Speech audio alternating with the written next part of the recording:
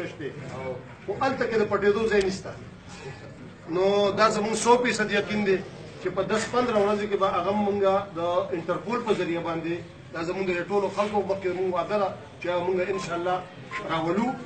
او دا څنګه چې مونږ محنت کړی دی نو مونږ هم دا غواړو چې دا ډېر ظلم شوی دی نو مونږ به انشاءالله تعالی دا کوشش جاري زمونږ او زمونږ د ټولو نه زبردسته خبره ده چې زموږ سره د دې تحریک انصاف مشرانو ډېر زیات تعاون کړی دی او انشاءالله تعالی چې کوي دا سره لکه خلکو چې کوم سوچ دی هغه شان خبره نشته.